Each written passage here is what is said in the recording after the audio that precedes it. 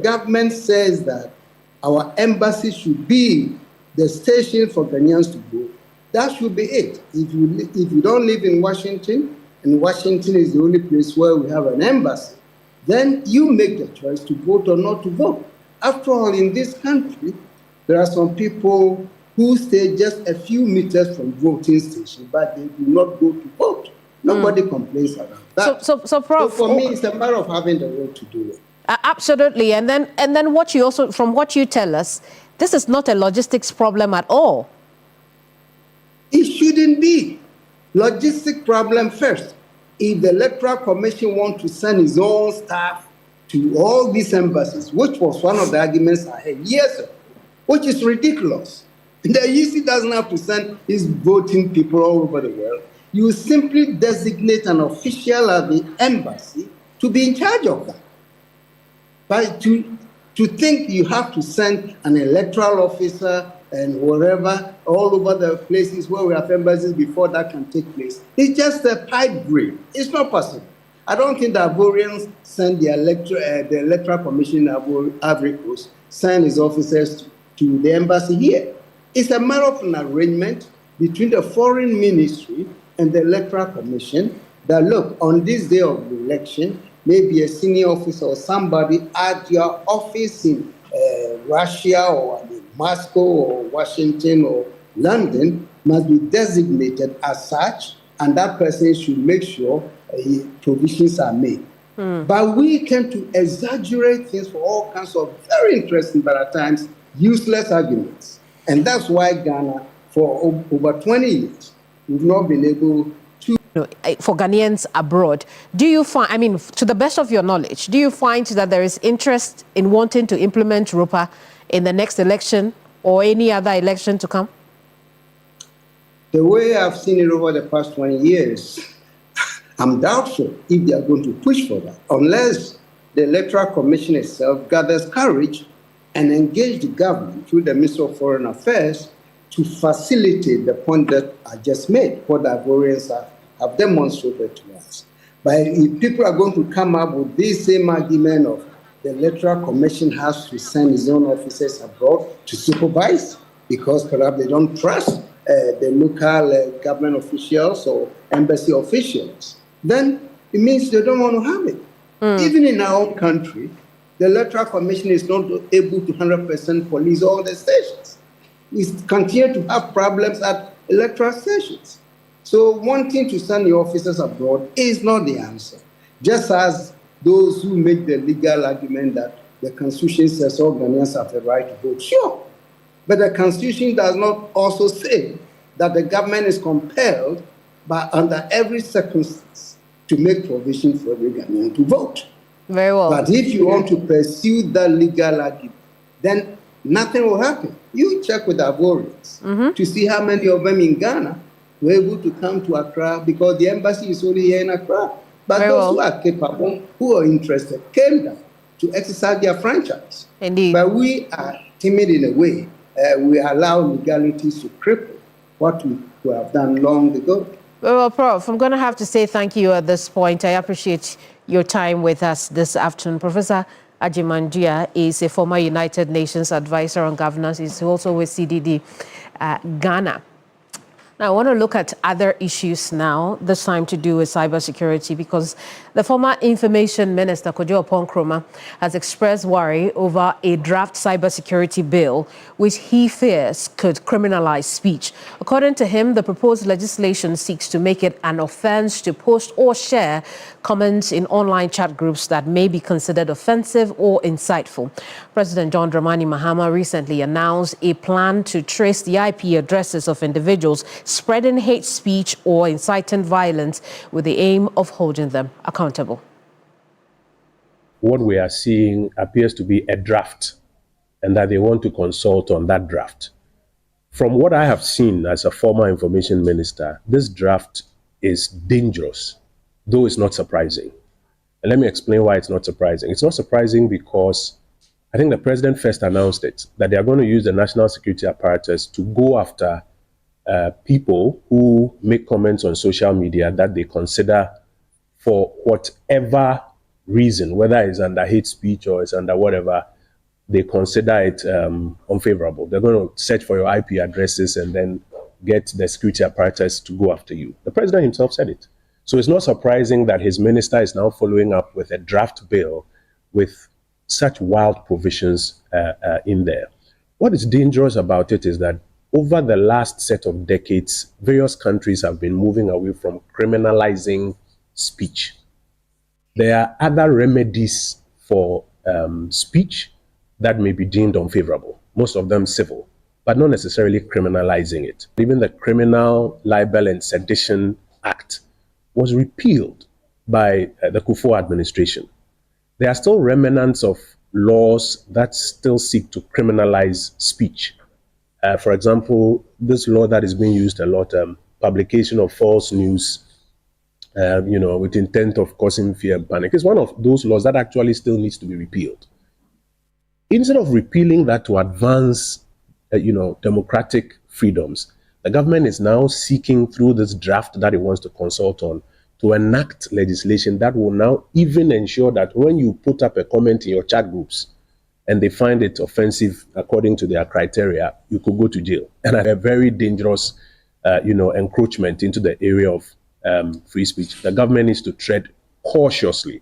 I'm hopeful that when the consultations start, the government will see wisdom in backtracking and ensuring that instead of rather seeking to further criminalize speech, even the remnant laws on criminalization of speech should be repealed.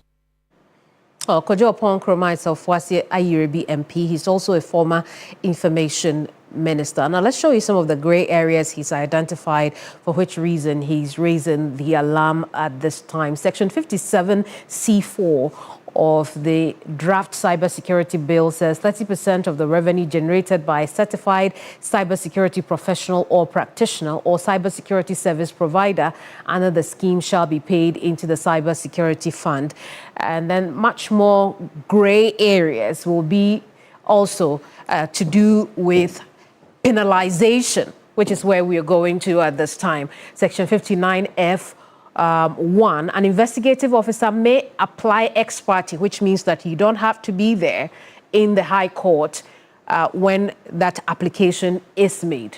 And this application can be made to remove or render inaccessible computer data on a computer or computer system that is suspected to contain information relevant to an investigation. And this will be without your permission or authorization whatsoever. Section 59J, a person designated as an inspector by the authority may obtain a warrant to enter and inspect premises and conduct an audit of a computer. This is also, again, at the discretion of the inspector to then go through the courts to get a warrant to do this. At any reasonable time, enter, inspect premises, and conduct an audit of a computer system without a warrant. Also, a very, very gray area, which the former information minister is raising questions about. At any reasonable time, enter, inspect premises, and conduct an audit of a computer system without a warrant. Also giving a lot of discretion to the inspector.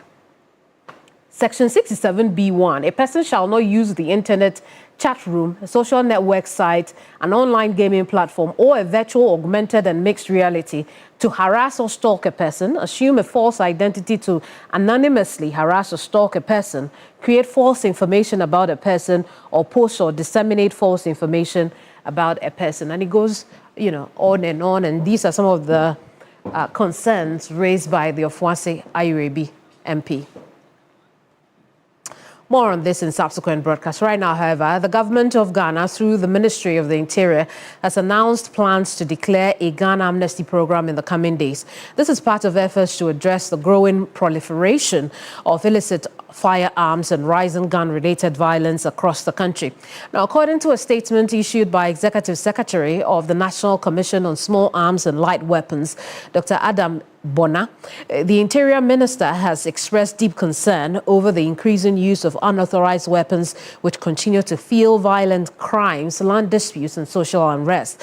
Now, the Commission, in collaboration with the Ghana Police Service and other security agencies, has proposed several policy interventions to combat the menace, including the upcoming Amnesty Initiative. Now, this program will offer individuals in possession of unregistered or illegal firearms the opportunity to voluntarily surrender them without facing arrest, interrogation, or prosecution.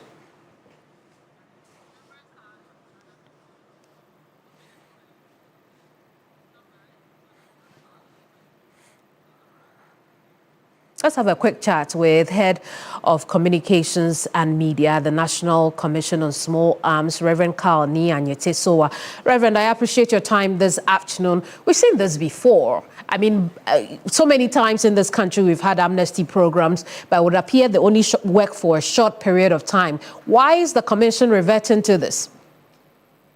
So, thank you very much for the opportunity, and a warm afternoon to your viewers and the listeners. Now, as you rightly said in your preamble, if I may call it that, there were a number of policy directives or actions that were proposed to the Honorable Minister for the Interior. And key was a gun amnesty. Now, that should show that a lot of thoughts has gone into this. So this gun amnesty, if it should be declared by the Honorable Minister in his own wisdom and time, will not be like any other gun amnesty you've known. Because a lot of thought has gone into it, a lot of consideration, and policy directives and narratives have been considered before this very point. So this shows the commitment of the government and the Honorable Minister in fighting the proliferation. So it will not just be like the normal gun amnesty you've witnessed. I see. So, Carl, what will be different? Directive. Very well. What will be different this time to ensure that the benefits that we see in the first few months of the amnesty program is sustained? Okay, so thank you very much. So it is only the Honorable Minister for the Interior who has the right to declare the gun amnesty. And I'm sure that when the time is right, in his wisdom and expert knowledge, he feels that it is right, he will make that declaration. And there, he is going to outline even the period, the modalities, and what is going to happen. But I can tell you from where I sit, is that a lot of thinking and planning has gone into this, and Ghanaians should take advantage of the window of opportunity this gun amnesty will offer when it is declared, so that they can surrender their firearms. Because you see, that window of opportunity means that when you surrender your firearm, you are not going to be prosecuted. No charges will be pressed against you. No questions will be asked, because the government, through the Honorable Minister, will give you the opportunity to bring in or surrender your firearm. And that is what we want to tell Ghanaians, that gun amnesty is coming. The minister and the government is seriously considering it. When it comes, take advantage of it. Right. So that together we can make the country safe. Right. So I take it as we do not know the modalities, such as when and where all of these things will happen for people to deliver their guns yet. However, what I'm asking is, in terms of sustainability, to ensure that the proliferation is kept, and not only for a short period of time, but for long-term purposes, what are you doing differently to ensure that this amnesty has a long-lasting effect? Okay, so thank you very much. You see, I don't want to preempt whatever the minister will declare, because he's still considering it with his technical team.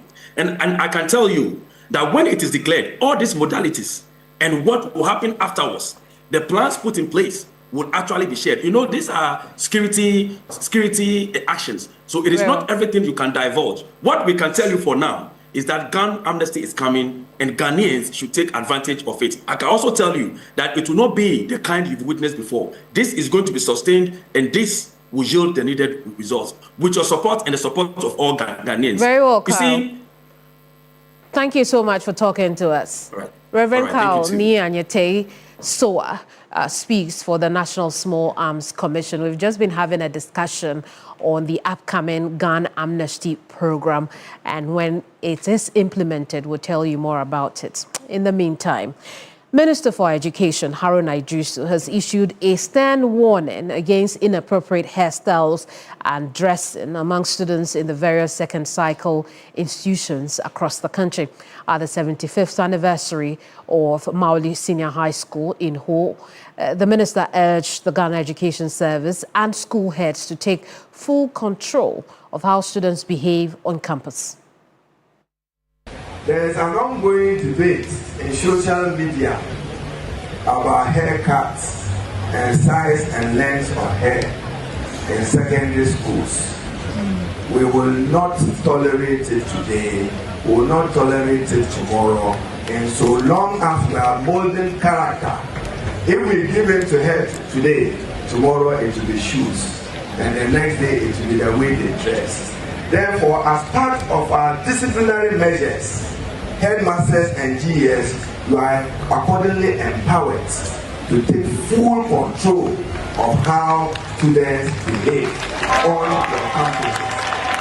So anybody who thinks that your child will walk into any institution of learning as if that child, forgive my words, was to attend a beauty contest, the school environment is not for that purpose and not cut for that purpose, and we will not tolerate that as an institution. There is a lot of growing indiscipline in our schools, some even with teachers abusing. We would not accept that.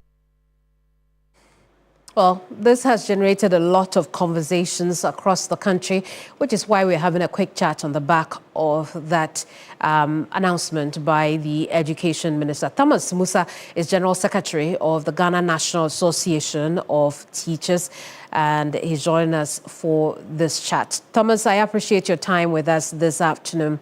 The debate has already begun.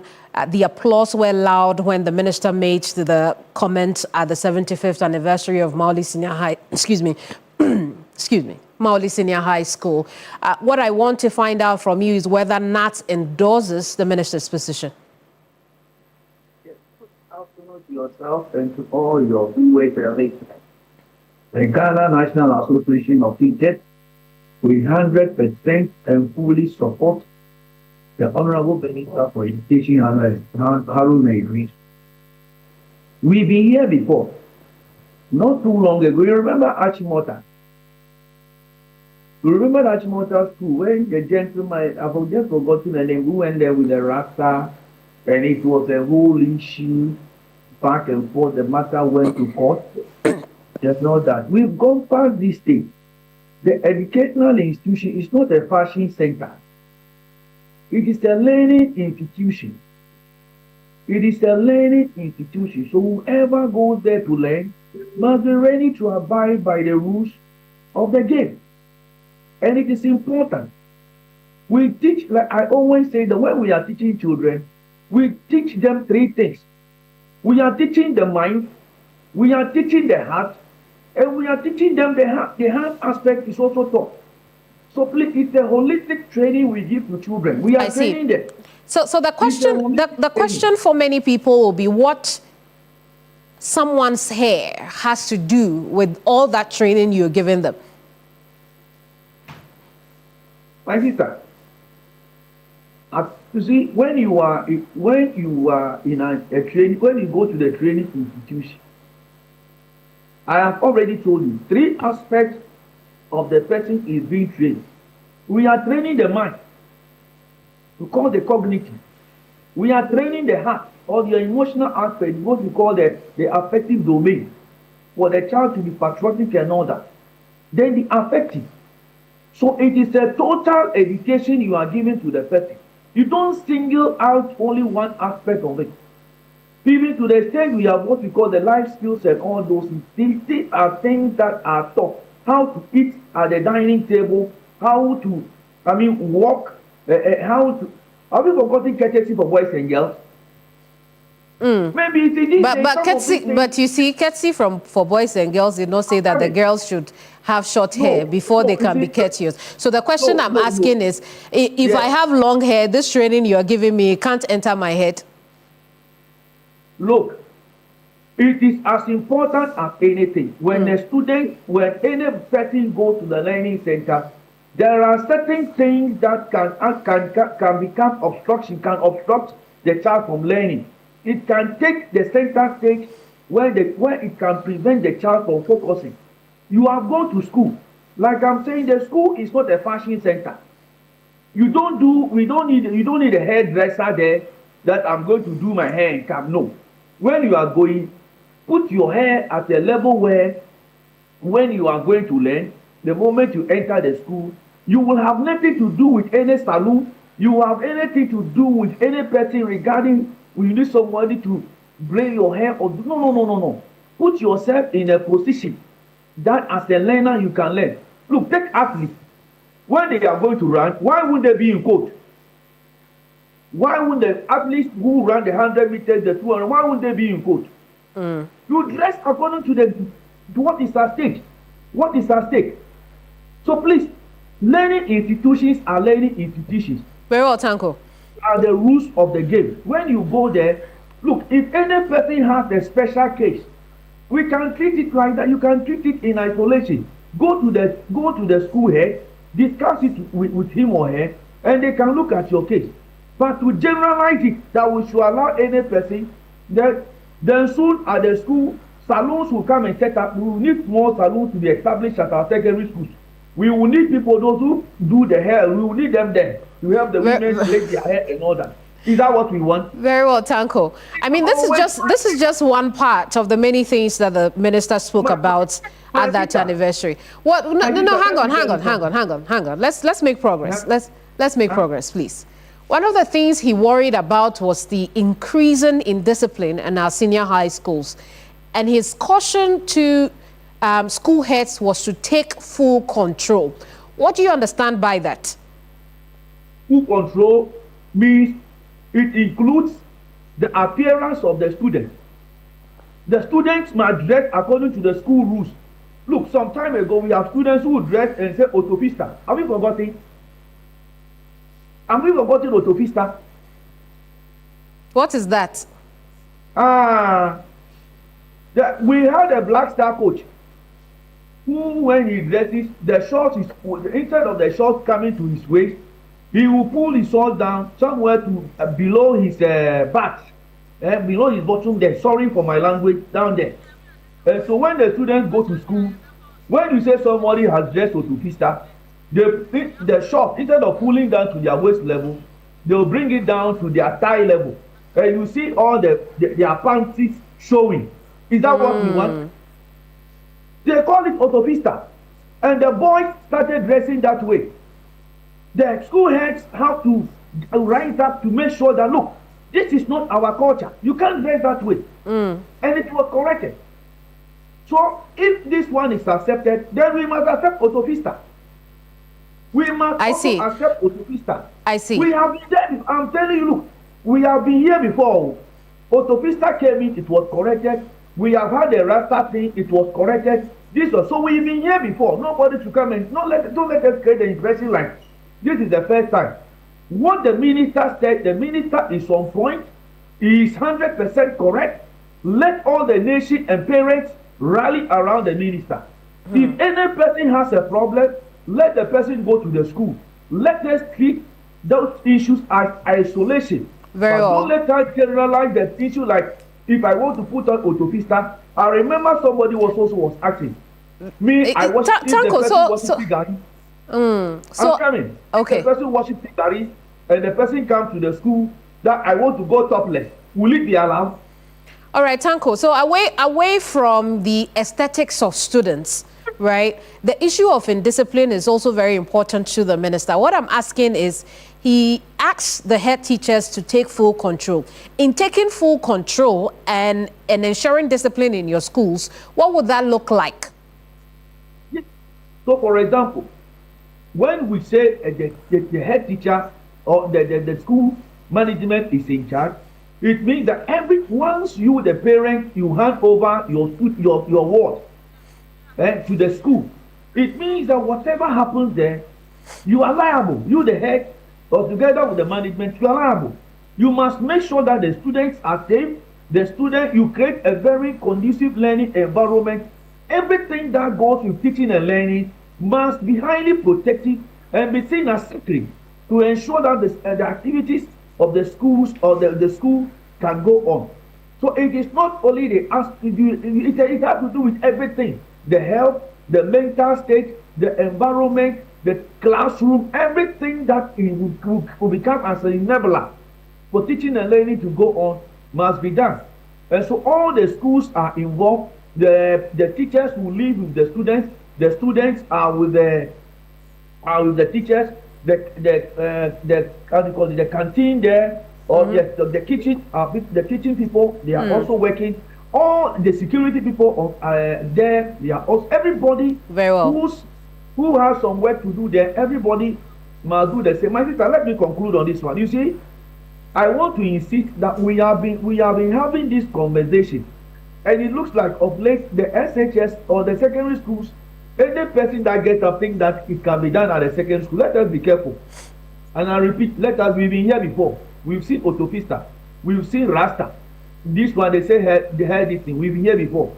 If any person has any issue, please go to the headmaster or the mistress and discuss. Let us treat this thing as isolation and not as a general rule. Very well. Thank you very much. Thomas Tanko Musa is General Secretary of NAT. Thomas, thank you so much for talking to us here on News Central. We'll take a very first break, but when we come back,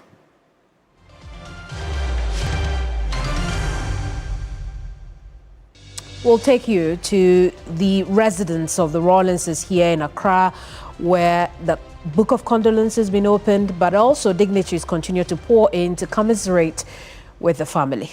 Don't go away.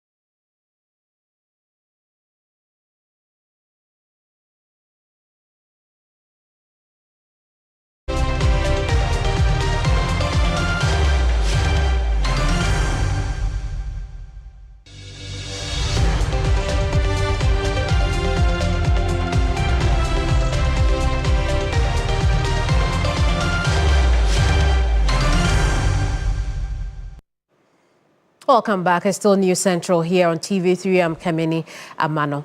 As Ghana continues to mourn its former First Lady, Nana Konadu Agyeman-Rawlings, dignitaries are still pouring into her home here in Accra to commiserate with the family. And that's where we're going at this time. George Quinian is our reporter at the residence. George, what can you report?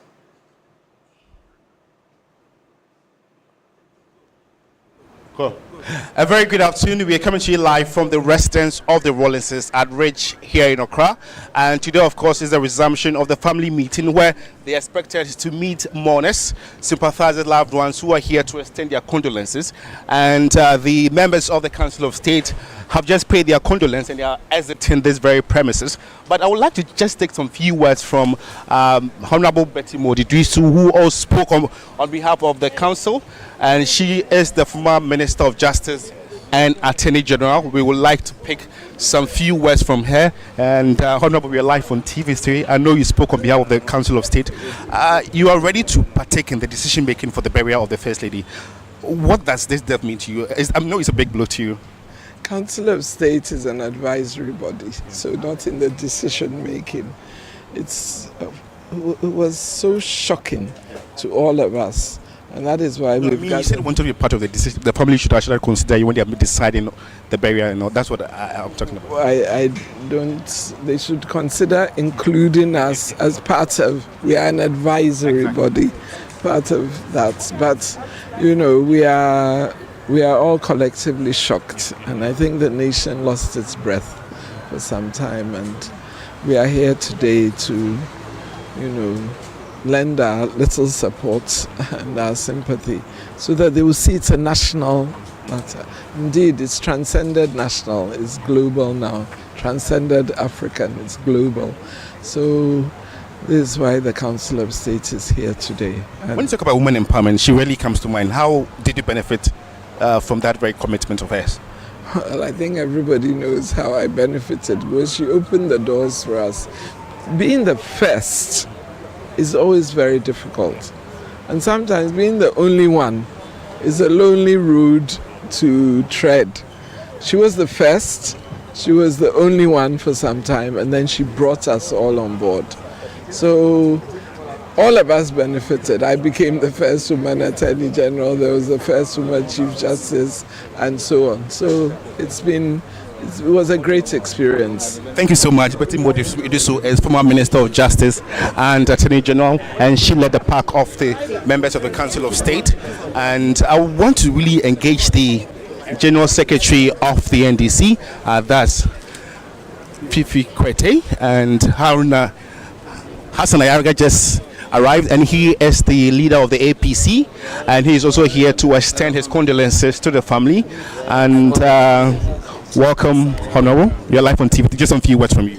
Oh, thank you very much. I think we are all here to pay our respect to our. So if you just tuned in, we are coming to you live from the residence of the Rawlingses, and a lot of dignitaries are coming through to extend their condolences to the family. Today, of course, is the resumption. The opening was on Friday, and so today is a continuation where they are expected to meet, loved ones to, extend their condolences. The book of condolences have been open in that regard, and so sympathizers have the opportunity to pen something about this former First Lady. So the General Secretary of the NDC wants to address the press, and so we just want to pick some words from him here. The Honorable, yes. My deepest condolences to you. This is a national mourning, but for absolutely, the NDC, I know this hits us harder. But Honorable, throughout this visitation period, one thing that has been running through is the First Lady's legacy. Yeah. How well do you think we can preserve these legacies?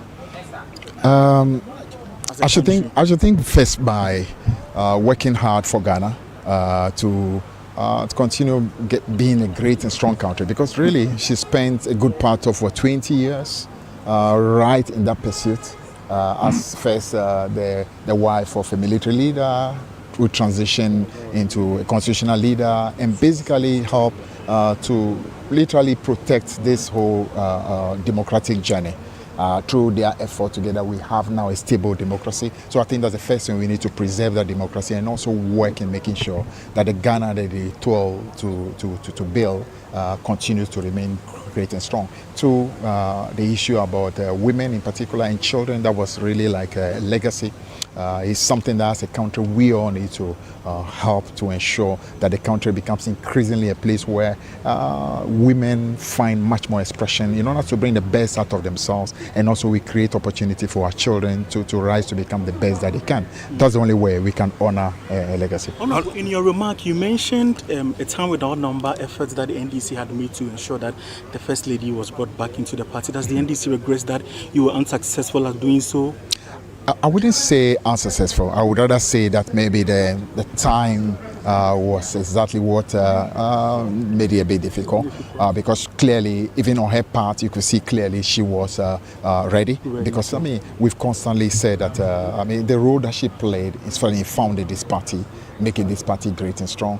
Despite the difficulties that came along the way, we needed to ensure that we placed those behind us. I'm happy that at least during her time, this effort started, and she obviously embraced it. We were hoping that the 5th anniversary of the founder was a time where we were going to bring a culmination of that whole effort. But as you said, man proposes, God disposes. But I'm happy that during her life, she could see that effort happen. So that clearly made her to feel that all the work that she's done in building the party has not totally been ignored, and she has been recognized. So what role is the party playing to ensure she gets a befitting burial? Everything that needs to be done. First and foremost, supporting the children, and don't forget the children are members of the party. The eldest is a member of parliament, so this is effectively our funeral. Also, the fact that she is a founding mother of the party, so everything that can be done to honor her legacy and honor the role that she played in establishing this great party is something that the party would definitely do everything to ensure that she's given the proper befitting burial. Thank you. George Quinn in there live from the residence of the Rawlinses here in Accra. We just heard from the General Secretary of the governing NDC, Fifi Fiavekwete. We can now bring you regional stories in Regional Hub.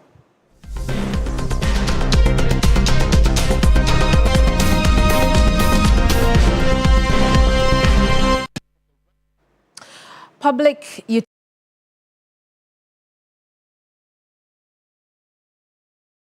consumer interest in the evaluation of the tariff hike proposals.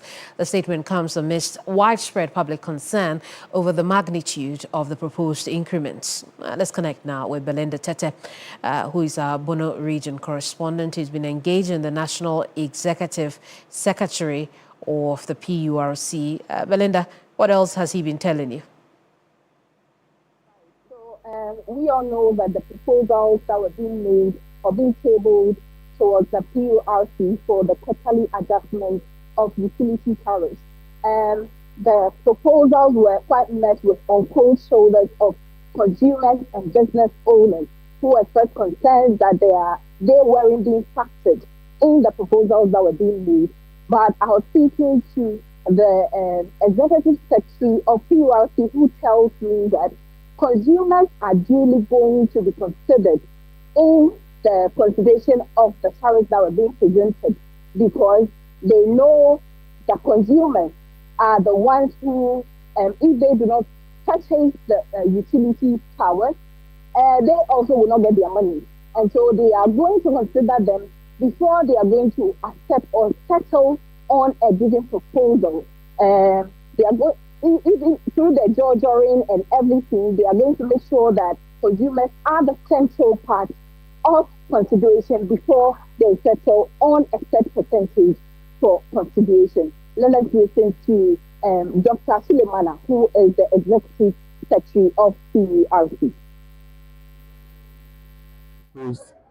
And what the consumers are also advocating that they can pay is we are putting it together before we come out with the decision. So it does not mean that the utilities proposals will be accepted at all. I can assure the consumer that the Commission would take care of their interests and ensure that the utilities do not overburden them with tariffs that they cannot pay. Mindful that we are all consumers and our salaries must be commensurate with with what we are paying for, especially in addition to the services and quality of services they are offering. Belinda Udive here. Thank you so much for talking to us. Belinda Tete is our Bono region correspondent. Away from that, traditional leaders of the Eastern Nzima Traditional Council in the Western region have called for peace in the enclave. According to them, the beleaguered paramount chief, Awulai Amihir Kwanyile III, who is the only signatory to the council's development bank account, is now unable to append his signature due to the court case, thereby halting major developmental initiatives in the area. Irama Smith has more. In 2024, the Queen Mother of the Eastern Nzima Paramountcy, Abulahima Avonima III, together with the Ebusuapanyin of the Eastern Nzima royal family, Frank Kwasi, filed a petition at the law court against Awulai Amehie Kwanyile III, accusing him of gross misconduct and incompetence. While the case was in court, the Indrafo royal family installed a new paramount chief, Awulai Blade IX. At a press conference in Takrady, the chief of Anya, Nana Simali Kwanyile V, expressed frustration over the current situation. According to him, since Awulai Kwanyile III is the only signatory to funds from major companies operating in the Nzima enclave, development in the area is being hampered. But as at now, nothing comes. So which means that you're not getting anything. We are not getting anything because they have occupied the place, and the place too is there. All the documents are, and that man calling himself as a paramountcy, he have no right to sign any check to any chief because the signature doesn't go anywhere apart from Awulai Mshapanyini, the fifth, the third. He called on security agencies to urgently intervene in order to prevent tensions in the area from escalating. The security should intervene for peace to prevail. If not, it will be a disaster. Irama Smith, TV3 News, Takrady. Secondly, Takrady Metropolitan Assembly has cut sword for the commencement of 13 key development projects valued at some 13.17 million cedis. The projects, which are being funded through the District Assembly's Common Fund, aim to improve infrastructure in education, health, water and sanitation. The 13 new projects are being rolled out under the District Assembly Common Fund, targeted at improving basic infrastructure across the metropolis. The project will deliver new classroom blocks, health facilities, boreholes and sanitation projects to address long-standing infrastructure deficits across the metropolis. The Secondary Modern Nursery is one of the beneficial institutions. The intervention is said to be timely as the school is currently in the deteriorating state. Through the intervention, a new 2-unit KG block will be constructed. Metropolitan Chief Executive Lawyer Frederick Fedo, during a sword cutting ceremony, stated the projects were carefully selected following extensive consultation with the District Assembly, Common Fund Secretariat, and the residents to ensure they address the most pressing developmental need of the people. Local Governance Act, the assemblies are supposed to bring development to their people, to the grassroots. And these are the processes by which development is brought to the grassroots. Ceremony to commence construction of a KG classroom, a 3-unit KG classroom. This is being sponsored from the District Assembly Common Fund. The Common Fund designated 10% of the amount into educational development. And not only that, for the 10%, the Assembly is supposed to put up 1 KG, 1 primary school, and then 1 JHS. Now we have complied strictly with the guidelines given by the Common Fund. The MC said extensive community consultation informed the project selection, ensuring fair distribution across the 3 sub-metros. He noted, however, that many of the projects are concentrated in the rapidly growing Eskedu-Keten constituency to meet with the rising infrastructure needs. Approach is to spread all these projects in all the 3 communities or sub-metros. For instance, 10% of the Common Fund is to be used in putting up a chip compound, 2 chip compounds. We are putting one up at Cancer Road and another at a shame. Now we have sent all these two projects to Iskadokatan because that is where it is that constituency that is now expanding. Most of the developments, the new developments are taking place in Iskadokatan, Eshim, Mampon areas. He emphasized the project will not only enhance living standard but also generate employment opportunity for the youth.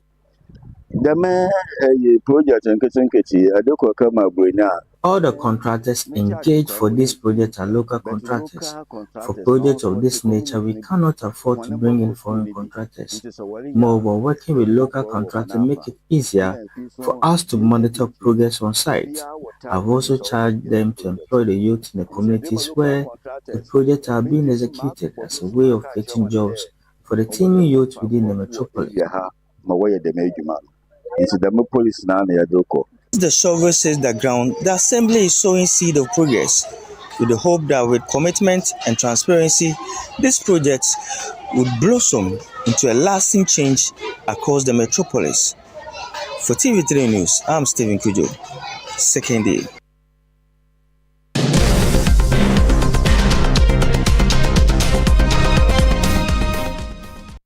Well, now it's time for us to go. As always, I'm grateful for your company. Next is the afternoon show. News Central returns same time tomorrow. I'm Kemini Amanor. Bye-bye.